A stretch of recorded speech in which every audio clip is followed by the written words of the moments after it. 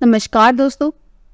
आज मैं आपको सुनाने जा रही हूँ पीहर आई बेटी पर भैया भाभी ने चोरी का इल्जाम लगाकर घर से निकाला तो बेटी ने किया कुछ ऐसा कि सोनल अपने ससुराल मेरठ में अपने सास ससुर पति और बच्चे के साथ रहती है। वह अपनी इस छोटी सी दुनिया में बहुत खुश थी। वह जब भी अपने मायके के बारे में सोचती तो दुखी हो जाया करती, क्योंकि सोनल के साथ मायके में ऐसा कुछ हुआ था जिस कारण वह अपने मायके नहीं जाया करती थी। सोनल के मायके के परिवार में उसके मम्मी पापा, 2 भाई और भाभी और उनके बच्चे थे। वह अपने भाइयों में सबसे छोटी थी। एक दिन सोनल बैठी बैठी अपने बचपन की बातों को याद करने लगी। सारा दिन दादी की बातों के साथ हम सभी की शैतानियों और माँ के दिखावे वाले गुस्से से पूरा घर भरा रहता और पापा हमेशा शांत रहते हैं या फिर कंपनी में छोटी सी साधारण नौकरी से अपना घर कैसे चलाएं इसके बारे में सोचते रहते हैं। माँ पापा पता नहीं कैसे चुप रहकर एक दूसरे की बात को समझ लेते हैं। हम कभी किसी ऐसी चीज की डिमांड करते हैं जिसे लाने का बजट पापा के पास ना हो तो वह कैसे माँ की तरह बेबस नजरों से देखते हैं। तो माँ कैसे हमें बिना डांटे अपनी बातों में उलझाकर बात बदल देती है। पापा की कंपनी घर से 20 किलोमीटर दूर होने के बावजूद वे साइकिल से जाते हैं ताकि बस का किराया बच जाए और आते समय अपने बच्चों के लिए खाने पीने का सामान ला सके। कभी मिठाइयाँ तो कभी समोसे खिलाकर अपने बच्चों को खुश कर सके।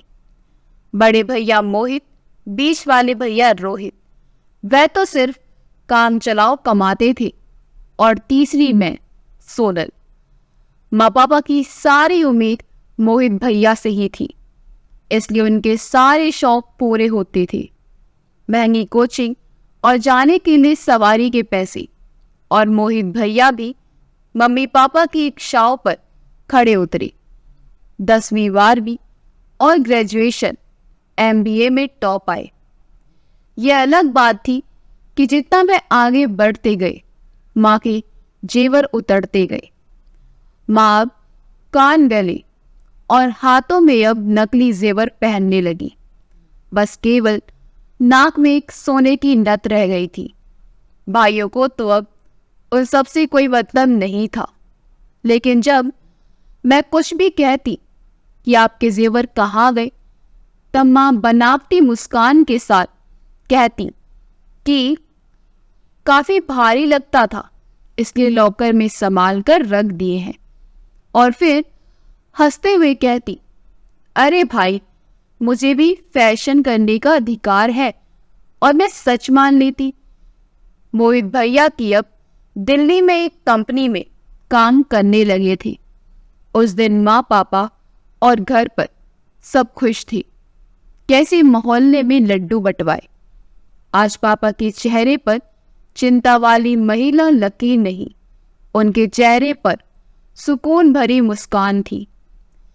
जैसा अब उनका सारा बोझ हल्का हो जाएगा, वे जिम्मेदारियों से आजादी पालेंगे। मोहित भैया के लिए नए कपड़े, जूते और जरूरतों के सामान के खर्च का पैसा भी पापा ने दिया और वे टिकट कराकर दिल्ली के लिए रवाना हो गए। अब माँ पापा अपने अच्छे दिनों के लिए सपने सजाने लगी। सोनल रात को पानी पीने के लिए गई तो उसने अपनी माँ पापा की बातें सुनी तो उसकी आंखें भर आईं। पापा माँ से बोल रहे थे कि जब मोहित पैसे भेजेगा तो एक वॉशिंग मशीन लेंगे। तुम्हारी उम्र हो गई है, कमर में इतना दर्द रहता है, फिर भी पटरी पर बैठकर कपड़े धोती हो। माँ बोली, अजी नहीं, मेरी छोड़िए, सबसे पहले बाहर वालों का कर्ज चुकाते करते हैं, फिर आपकी आंखों को दिखाकर चश्मा बनवाएंगे। मुझे पता है आपकी नज़र बहुत कमज़ोर हो गई है। सोनल बिना पानी पिए वापस आ गई। जब मोहित भैया की पहली सैलरी मिली तब उन्होंने केवल 5,000 रुपये पापा के अकाउंट में भेज दिए, ये सोचकर कि उन्हें अपने ऑफिस वालों को पार्टी देनी होगी और अपने ऑफिस के हिसाब से पहले उन्हें ब्रांडेड कपड़े, मोबाइल लेना था, दूसरे अच्छी सी फ्लैट में शिफ्ट होना था, तीसरा एप्पल वाला फोन लेना था और फिर लैपटॉप। आखिरकार कंपनी का कैरियर जो ठहरा। रोहित भैया ग्रेजुएशन की लास्ट ईयर में थे, सोनल 12वीं में थी। 2 साल में पापा की नौकरी जाने वाली थी। उन्होंने मेरी पढ़ाई के साथ मेरी शादी करने की भी चिंता थी। आपने अपनी सारी परेशानियों का हल मोहित भैया से ही दिखता था, पर ऐसा हुआ नहीं। मोहित हर महीने कभी 2 कभी 4,000 रुपये भेजता और अपनी परेशानियां बताकर टाल देते।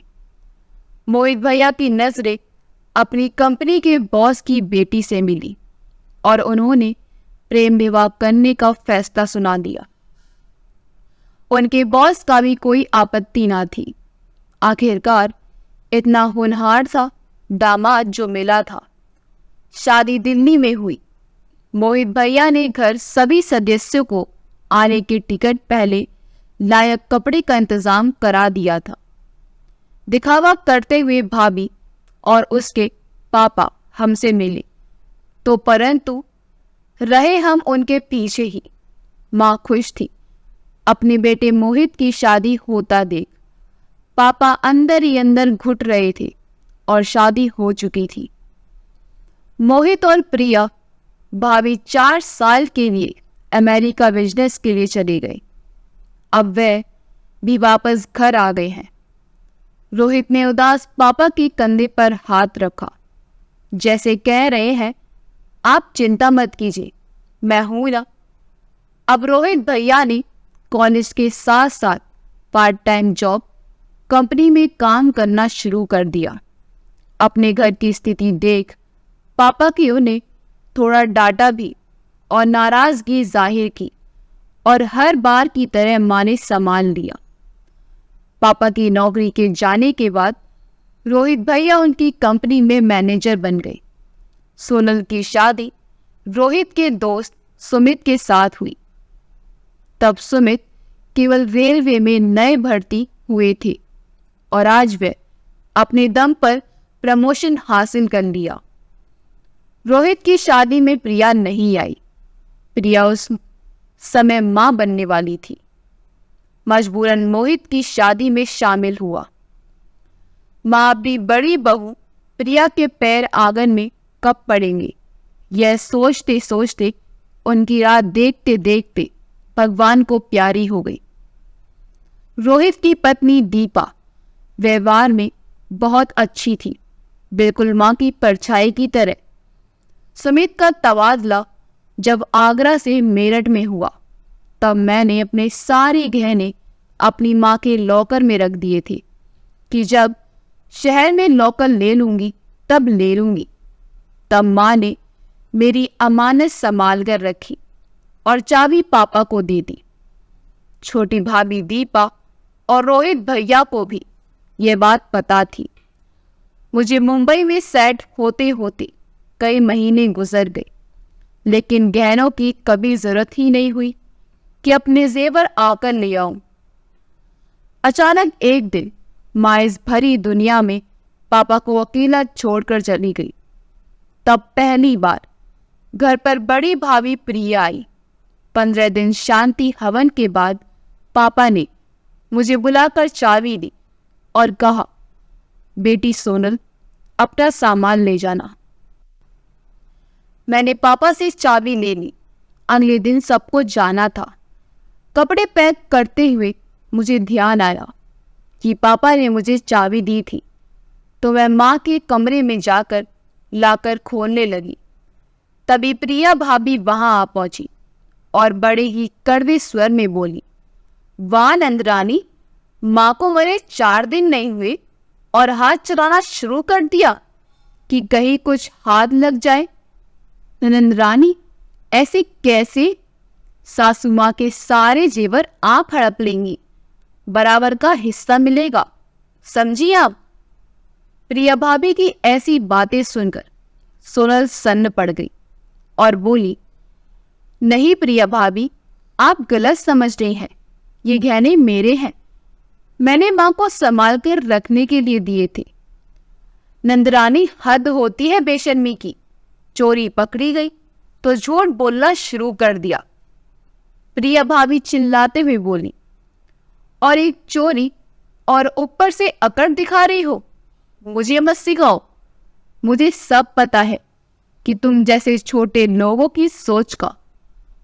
प्रिया भाभी के चिल्लाने की आवाज सुनकर सब कमरे में आ गई थी। देखो जी, कैसे आपकी प्यारी बहन पापा जी को बहलाकर सासू माँ के सारे गहने हड़प कर लेके जा रही है। तब छोटी भाभी बोली, नहीं जेठानी जी, यह दीदी के ही गहने हैं। जब वे मुंबई गए थे तो माँ को संभालने के लिए दिए थे। सासू माँ के पास तो सिर्फ नाक की नथी थी जो पापा जी ने उन्हें उतारने नहीं दी। अरे हाँ देवरानी जी, आप भी तो इनकी ही साइड लोगी, थोड़ा बहुत माल तुम्हें भी मिल जाएगा। दोनों एक ही ताली के छट्टी बट्टे हो तुम।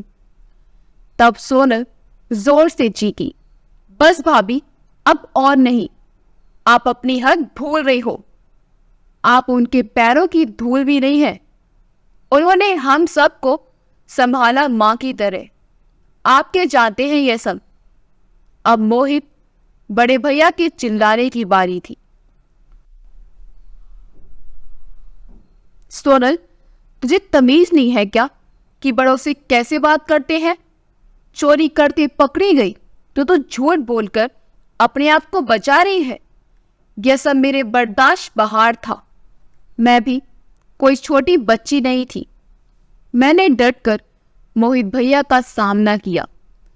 सोनल के पति सुमित और उसके बच्चे सामने खड़े थे। उनके सामने मायके में वह अपना तिरस्कार होते देख वह बेफर गई। भैया, आप ना ही बोले तो अच्छा है। माँ पापा ने अपने दोनों बच्चों के भविष्य आपके ऊपर छोड़ दिया। मम्मी का एक एक गहना तिल तिल करके आपकी पढ़ाई पर भी चढ़ता गया और पापा भी कर्ज में डूब गए। और आप इतने खुदगर्ज निकले कि आपने अपना सुख देखा, माँ बाप का दुख कभी न देखा और मुंह मोड़ लिया। धिक्कार है मुझे आप जैसे बेटे पर। हमारे लिए ना करते, कम से कम अपने जन्म देने वाले के लिए तो करते। यह मत भूलिए, ऊपर वाला सब देखता है, उसकी लाठी में आवाज नहीं होती। यह मत भूलना कि आपके भी एक बेटा है। भगवान करे कि मेरी बात पूरी ना हुई कि मोहित भैया का थप्पड़ सोनल के गाल पर यानी मेरे गाल पर पड़ चुका था। दूसरा भी पड़ने वाला था कि सुमित ने उनका हाथ पकड़ लिया। बस मोहित भाई, बहुत हो गया, बहुत बर्दाश्त कर लिया मैंने। अब एक और शब्द मेरी पत्नी के खिलाफ नहीं, वरना मैं भूल जाऊंगा कि आप मेरी पत्नी सोनल के बड़े भाई हो। मोहित भैया ने सुमित का कॉलर पकड़ लिया। सोनल को अपने पति का अपमान बर्दाश्त ना हुआ। उसने मोहित भैया को जोर से धक्का दिया। पापा बरामदे में खड़े खड़े सब देख रहे थे, लेकिन वह बिल्कुल चुप थे। मुझे उनकी चुप्पी चुभ रही थी। छोटे रोहित भैया बाहर गए थे। अच्छा ही था, वरना भाई भाई का दुश्मन हो जाता।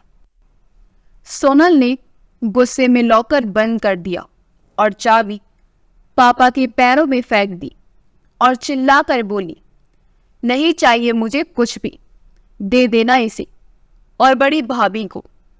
आज से मैं सारे रिश्ते तोड़ती हूँ। मैं आज के बाद नहीं आऊंगी। कभी यहाँ वापस। आज से मेरा मायका खत्म और अपने पति व बच्चों के साथ वापस अपने ससुराल आ गई। छोटी भाभी रोकती रही लेकिन वह नहीं रुकी। उस बात को 10 साल हो गई।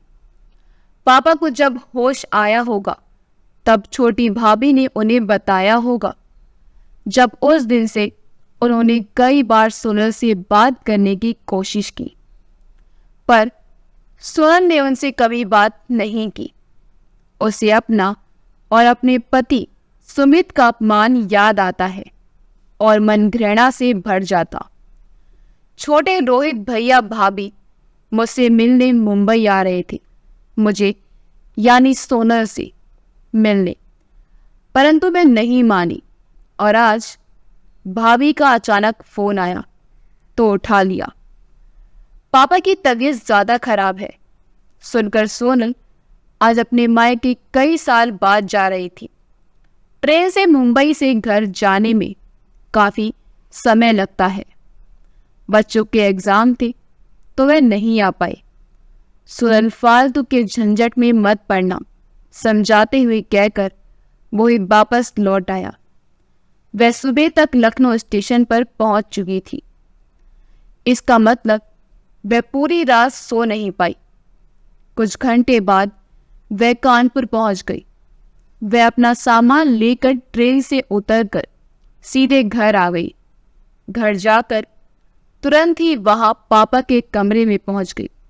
पापा बड़े ही कमजोर लग रहे थे। आंख गड़ी हुई, बूढ़ा शरीर, चेहरे पर उदासी, माथे पर चिंता की लकीर। सोनल जाकर उनसे लिपट गई और उनसे कई बार माफी भी मांगी।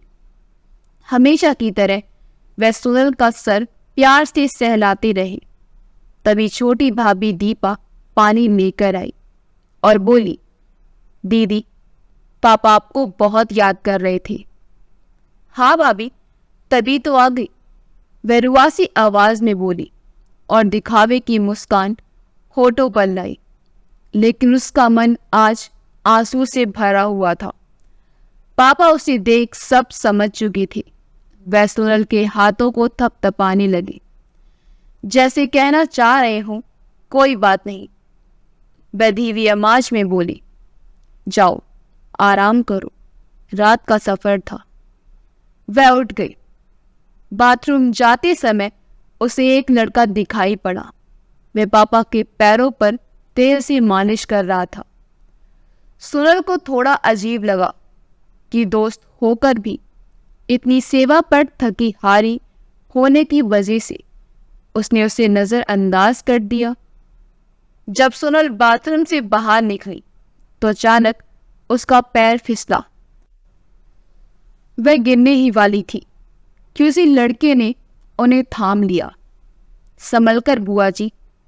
सोनल को उनके मुंह से बुआ शब्द सुनकर अच्छा भी लगा और अजीब सा भी। नाश्ता लग चुका था, सब आ गए थे, भैया भाभी, मेरी भतीजी। तभी भाभी ने आवाज लगाई, जय, तुम भी आ जाओ, नाश्ता कर लो। जय आया और पापा और अपना नाश्ता लेकर चला गया। यह कहकर, मैं दादा के साथ कर लूंगा। सोनल भाभी का मुंह ताकने लगी। भाभी उसे देखकर समझ गई और मुस्कुराकर बोली, यह मोहित भैया और प्रिया भाभी का लड़का है, बहुत ही समझदार है। भैया भाभी भी आना चाहते थे, पर आपके सामने आने से वह डर रहे थे कि आपसे कैसे नजरें मिलाएंगे। उन्हें अपनी गलती का एहसास है। ये बात उन्होंने तभी समझ में आ गई थी जब आप यहाँ से गुस्से में गई थी।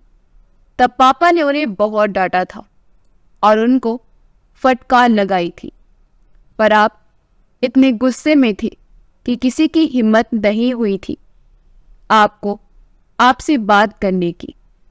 पापा जी ने बहुत कोशिश की आपसे बात करने की। जय ने भी इसलिए अपने बारे में सही नहीं बताया। उसे डर था कि कहीं उसके मम्मी पापा की वजह से आप उससे गुस्सा ना करें। सोनल ने जब पापा के कमरे की तरफ एक नज़र उठाकर देखा तो जय दरवाजे की आड़ में खड़ा सब सुन रहा था और आंखें पोंछ रहा था। सोनल का दिल भर आया। इशारे से उसने उसे बुलाया। वह सीधा सोनल के पैरों में बैठ गया और रूंधे गले से बोला, बुआ, मैं नहीं जानता था कि मेरी इतनी प्यारी फैमिली, इतनी प्यारी बुआ है। मुझे तो बचपन से ही मम्मी पापा ने हॉस्टल में भेज दिया था। दादी के जाने के बाद उन्हें भी परिवार की अहमियत का पता चला। मम्मी पापा का अमेरिका वाला बिजनेस घाटे में था, इसलिए मुझे मम्मी पापा ने यहाँ भेज दिया। यहाँ आकर मुझे सब पता चला कि मैं इतने प्यारे परिवार का बेटा हूँ। मम्मी पापा अपनी गलती मानते हैं। वे आपको बहुत याद करते हैं। बुआ, क्या एक गलती के लिए आप हमें जिंदगी भर सजा देंगी? मम्मी पापा को छोड़िए, पर मेरी क्या गलती है? उसकी इतनी समझदारी प्यारी बातें सुनकर उनकी आंखों में आंसू बहने लगे। सोनल ने उसे अपने सीने से लगा लिया। अगले दिन पापा की हालत और ज्यादा खराब हो गई। रोहित भैया ने मोहित भैया को आज फोन करा, सब बताया और वे वहां पहुंच गए। सोनल उन्हें देखकर अपने कमरे में जाने लगी तो मोहित भैया ने सोनल का हाथ पकड़ लिया। मेरी बहन मुझे माफ नहीं करेगी क्या? वहां कुछ बोल ना सकी, सिर्फ उन्हें देखते ही रह गई कि तभी प्रिया भाभी भी मेरे पैरों में आकर गिर गई। सोनल, मुझसे बहुत बड़ी गलती हो गई। मैंने तुम्हारा बहुत अपमान किया। आज सच्चे दिल से माफी मांगती हूँ। सोनल ने उन्हें अपने पैरों से उठाकर अपने गले से लगा लिया। कोई बात नहीं, गलती सबसे होती है। एक गलती से खून के रिश्ते कभी फीके नहीं पड़ते। और अब तो ये जिम्मेदारी एक नवाबजादे ने संभाल ली है। जय आकर मुझसे निपट गया। थैंक यू बुआ। पापा ने छोटी भाभी को कुछ इशारा किया। भाभी अंदर जाकर चाबी लेकर आई। चाबी लाकर उन्होंने मोहित भैया के हाथ में दे दी। उन्होंने लॉकर से जेवर लाकर मेरे हाथों में थाम दिए और हाथ जोड़कर खड़े हो गए। सोनल बोली, मोहित भैया, बात जेवर की नहीं बल्कि मेरे पति सुमित का अपमान किए थे। पापा की आंखों में एक आस थी। वे अंतिम घड़ी में परिवार को एक होता देखना चाहती थे।